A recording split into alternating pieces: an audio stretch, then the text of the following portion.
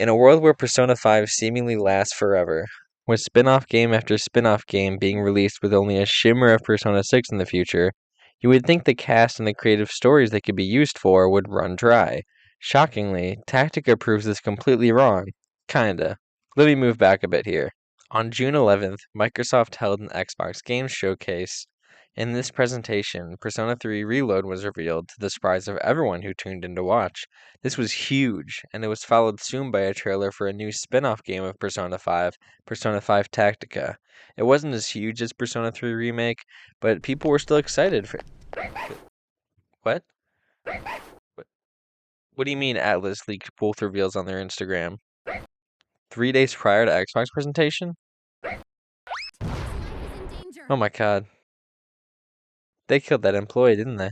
If it wasn't Hydrogen Bomb versus Coffee Baby by the reveals alone, having them get leaked beforehand left Tactica even further in the dust. This many didn't even give it a second thought with the insanity that was a remake of one of the most loved games in the series. I was excited given the fact that Rabid Sparks of Hope was one of my favorite games in recent memory, and so I played it for 20 minutes, hated it, and then deleted the game. But luckily I gave it a second chance 4 months later, but it was different this time. This time, I fell in love with it. Gameplay-wise, it's a bit different from tactical RPG concepts, but it ends up working in the game's favor. There are no specific healing, range, or melee users, instead it uses personas to fill that role. Towards the beginning, you likely won't have any personas with healing or range skills, but as you progress and upgrade the skill tree, you'll be able to make your character more versatile, meaning anyone is useful in any level, which is more of a good thing than a bad thing, because in games like Rabid Sparks of Hope, there were characters that were significantly overpowered or more underpowered than the rest, and it caused the player to pick them less.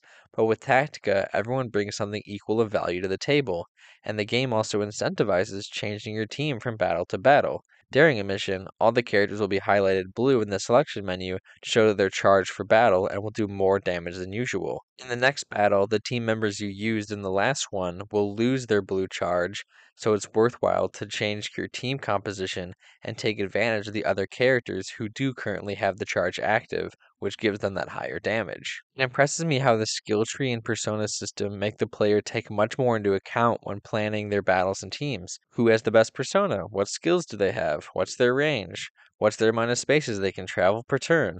Those things could mean life or death in certain situations and affect their ability to create the most interesting mechanic in the game, the triple threat attack. When initially taught to you earlier on in the game, it doesn't seem like it would have much use, considering the first time they show you, it seems that you can only make regular 45-degree triangles. However, as you play more, you'll realize how lenient the game is of what it considers a triangle, which makes for some incredible plays, even more so in the end game where the attack kills basically everything in the triangle. Now the gameplay is interesting, but are the levels fun? Yeah, there are 4 kingdoms in the game that all present new enemies and unique mechanics, along with well-crafted and fun boss fight missions to cap them off, which I would say applies to all kingdoms if the 4th kingdom didn't completely drop in quality for no damn reason. The 4th kingdom decides, wow, all those cool mechanics and boss fight ideas, let's just use those for most of the missions and do nothing else creative with the final kingdom in the game. I thought I heard something about delicious Steam claims. Except for the boss fight, that was still pretty good, except for one attack that I'll get to in a second. This is such a lazy thing to do, considering how well crafted each world was. Despite having the smallest amount of missions, it ends up feeling like such a slog. This is not how you create a finale. Take, for example, Revelations from COD Zombies. It's a map built from parts of mostly pre-existing Zombies maps, but it has a small section unique to it.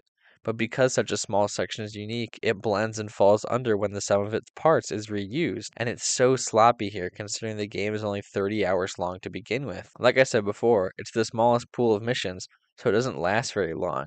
It's incredibly well designed when you get to the boss fight, although there's an attack that isn't well explained how to counter, and from my testing can wipe out either 4 people or 2 of them, which annoyed the shit out of me my first playthrough. Now with gameplay out of the way, we can talk about why I love the game. Its incredible story.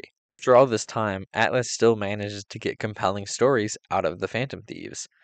The new additions in this game, Toshiro and Erina, have one of the more dark and uplifting stories that Persona 5 has told. More down to earth at its core, without the concepts of evil gods and palaces.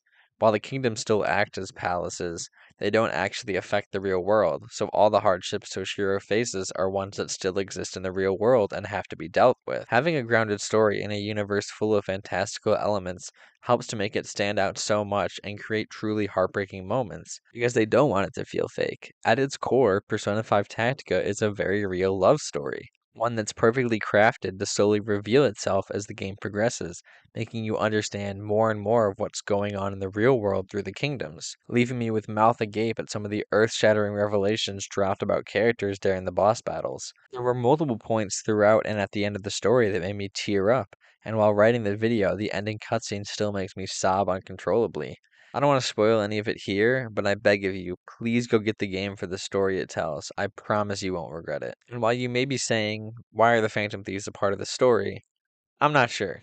The only one that adds significantly is Futaba, who is a great character and gets to continue part of her arc in this game, changing from needing saving to being the one doing the saving for someone similar to herself. Other than that, there isn't much reason, but I can't for the life of me see Persona 2, 3, or 4's cast fitting well into the story. Before I wrap it up, there are a few topics I wanted to discuss that aren't as easy to write entire segments about. First is the intro. While not as amazing musically as some others, the foreshadowing left in this intro is some of the coolest I've seen in Persona games, and only becomes apparent to the player later on. I just love details like that. And the art direction of this game is incredible as well, not only with the designs of the characters, but with the overall revolutionary aesthetic and the use of Russian war propaganda to give the menus a unique styling. One final nitpick as well, one of the loading screens in the game doesn't loop properly and looks awful. This one shows up so much in the game that it's difficult to not notice. Okay, small stuff over. No matter what it did, it was never going to come close to beating the hype of Persona 3 Reload, nor would it ever escape its shadow.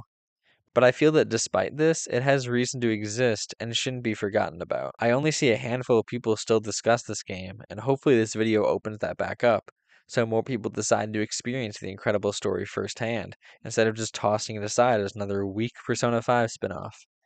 Because maybe it'll take your heart, like it did with mine.